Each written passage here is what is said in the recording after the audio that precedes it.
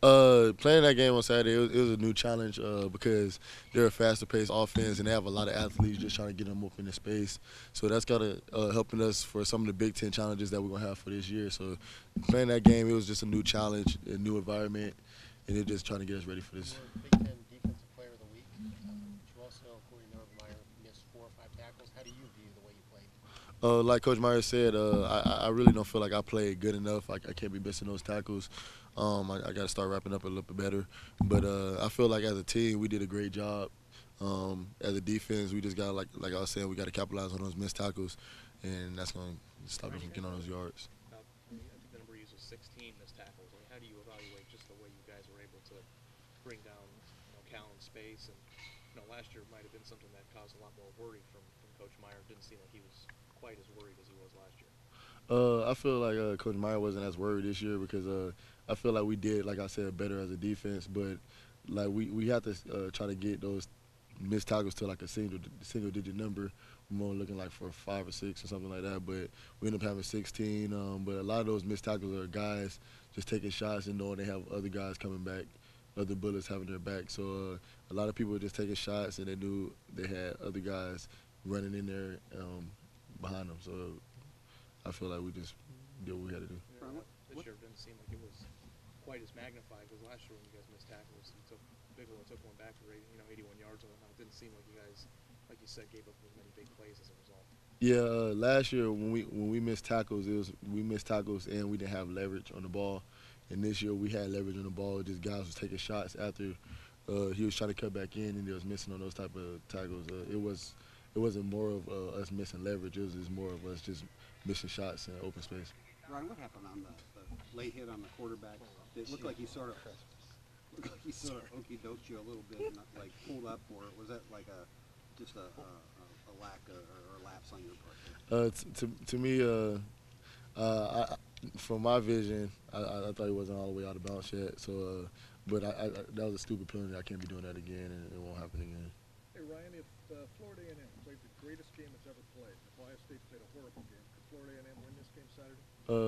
Just the reason we play football, anybody can win. So we just gonna go out there like it's a new challenge. They have athletes just like we have athletes, so we're gonna have to do what we have to do and try to get this win. Do you feel like you do know? What do you know about Florida A&M? Do you know anything about the program or the conference they're in, or anything at all at this point? I know a little bit about them because I have a few guys that I played against in high school that went to them. But right now, I haven't really watched that much film on them. I'm gonna watch some today and tomorrow. But I know they have a bunch of athletes, and I know some of them guys are from Florida, and I know when you're from Florida, you got some athletes. So. This isn't certainly a marquee game. Do you feel yourself, is it hard to get excited for it? Or is it football, hey, we're out there, there's 105,000 people, we'll be ready to go on Saturday? Just like you said, it's football, it's 105,000 people out there. Anybody can win on any given day, so we're going to go out there trying to win just like we did with Cal, with San Diego State and Buffalo. We're going to go out there trying to do what we can do and try to get this victory and another W. But is it hard to get motivated? I mean, is it hard to get motivated during the week? You're playing somebody that isn't as good as. I don't feel like it's hard to get motivated because the thing is we practice against each other every day, and going against a new face motivates you because sometimes you just get tired of going against your own players. So just seeing another jersey and another face across the line that motivates us that much. I know you guys. Dead horse, Ryan, but you guys went out to Cal on prime time, and then next week you've got Wisconsin on prime time. This week you've got Florida A&M at noon on the Big Ten Network. How do you get as jazzed up about this? Like I was saying, we got new faces, so we're just gonna try to go out there and beat up on them new faces like we beat up on every new face that we see. We're just gonna go out there like we're playing Wisconsin and try to win. The main goal is to get a W, so that's what we're gonna try to do. Ryan, when you were a young player here, your freshman year, you were a backup. You weren't starting right away. What's it like in practice? Is it easy to push yourself in practice and get the mental reps when the ones are out there and push yourself just as hard as it is when you're a starter, or is it hard sometimes when you are a backup to go as hard in practice? To me, I feel like when I was a backup here, I went as hard as if I was a starter because any given moment you can get in the game. So I took the mental reps just as if I was taking game reps because like something any given moment somebody can go in and somebody can make a play. So to me, a backup or a second string guy should just practice as hard as the first string guy should. So. Because it seems like when people are talking about Kenny and what he's done, everybody talks about the mental reps he takes in practice and has taken in practice his whole career. Did you ever, I mean, could you guys notice that?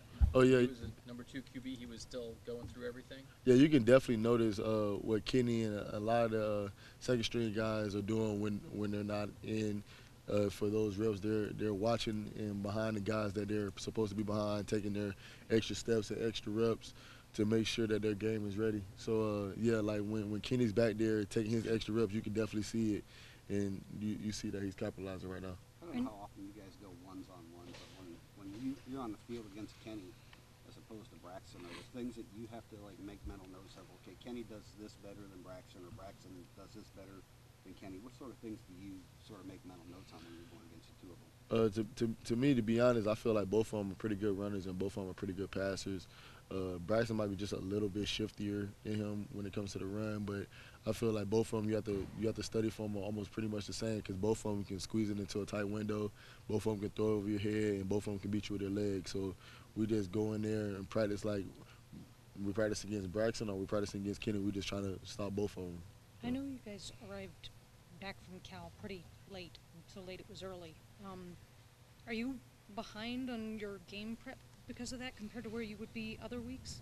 I don't feel like we're behind on our game prep because if we was behind, Coach Meyer would definitely take care of that. So I don't feel like we're behind on our game prep. Coach Meyer and Coach Mick and all the other coaches know exactly what they have to do. So I feel like the coaches are doing what we have to do just to get us ready for this next upcoming game. Did you get those shorts from the Cal locker room? Did I get my shorts from the Cal locker room? No, actually I had these shorts in camp because these are some pretty comfortable shorts, so I just I just threw them on. Hey, Ryan, I know you already got asked this, but you know the tackling question has raised its head a little bit. But do you also couch it with who you were playing? I mean, that team's all about getting you out on the edge. I'm talking about Cal and stuff. And I know you probably already asked it, but do you guys as players couch it on who you were playing, but also do you feel like you've improved, obviously, compared to this time a year ago? Oh, yeah, I feel like we definitely improved from this time a year ago. But like I was saying, we got to capitalize on the tackling. We can't be having double-digit tackling and expecting to win. So we have to definitely lower the tackling. But I feel like we're definitely a lot better than we were last year. Have you seen anything on Florida A&M yet? No, I watched a little bit of them, and that was when they was playing Mississippi Valley State, and that was like 2 weeks ago, but I really haven't watched that much on them yet. You know, Coach Meyer said that, some things are obvious. He's not going to try to sell this as other than what it is, but also you guys need to improve and stuff. How do you guys as players look at this game, this kind of game? Like I was saying, we look at this game just like it's any other game. We're going to go in there, we see new faces, so we're going to try to whoop on them. Like any other game, we're going to try to get a W, and that's the main goal. I think you were mostly a defensive end in high school. Did you feel like, kind of going back in time there, that play when you came off the edge, and do you feel like you're going to maybe do a little bit more of that going forward? To be honest, I don't really know what the coaches have me doing going forward, but yeah, it felt like I had a blast back in the past because, like rushing the end was pretty fun back in high school. Like I kind of miss those days, but I love playing linebacker. But so. How much of a transition was that, playing D-end in high school to playing linebacker here, and now you kind of established yourself as one of the best linebackers in the country? But how big of a transition was that? It was a pretty big transition. That's kind of one of the main reasons I came in early, so I could learn under one of the best linebacker coaches in the nation, and he helped me develop into the linebacker I am today. And yeah, And you always knew, even though when you were playing D-end in high school, you were going to probably be a linebacker in college. Yeah, I pretty much knew that I was going to be a linebacker in college because I was too small to be a D-end in college. Ryan, were you lonely at all Saturday, being the only linebacker on the field for so long?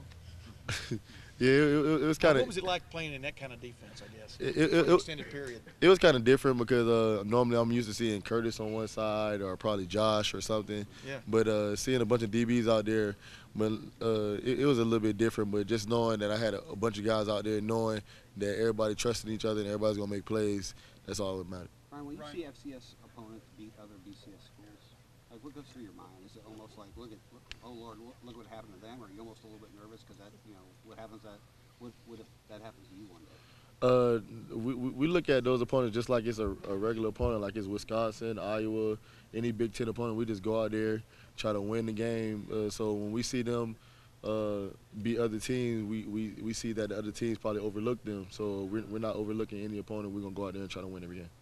Thanks, Ryan. Hey, Ryan. You played a lot as a true freshman. Did you hear the gunshots, by the way? No, you weren't. You played a lot as a true freshman, so you probably understand it a little bit more than most people would, what Joey Bosa has achieved so far. Can you explain a little bit of what that experience is like to play as a true freshman, especially in a defense that's a little bit complicated like this is, and then maybe what you've seen out of Joey that would explain why he's having some success? To me, I'm gonna say the first one first. I feel like Joey's having a bunch of success because he's under coach Mike Vrabel, and he also went to like a premier high school in St. Thomas Aquinas. I played against him my freshman year in high school, and they just have all their guys pretty much coached up and doing what they have to do. And Joey doing good this early in his career, that's really going to be good for us and for him because that gives him a lot of experience and understanding what he's going to have to go against the next 4 years or 3 years or however long he's here. That just going to help us out a lot. So when we have to rotate our D linemen, we know that everybody knows what they're doing, everybody has experience, and we won't have to worry about anything. How complicated is it to be a freshman and try to pick it up and excel with everything you're asked to do? It seems like it's a lot on one plate. Yeah, when you're a freshman, it's kind of a lot on one plate because when you're in high school, a lot of freshmen probably have 1 or 2 plays on defense or no more than 5. But in college, they pack it on. But we have great coaches to let them understand the concepts of how we do things and what we're going to do. And I feel like once you start rolling, the game starts slowing down for you. So once you start making plays and understanding what you have to do, the game starts slowing down. And once you start slowing down, you can just be able to play. And I feel that's what he's doing right now. Thanks, Ryan. Pretty funny that you and Biddle have the same ringtone, huh? Well, no,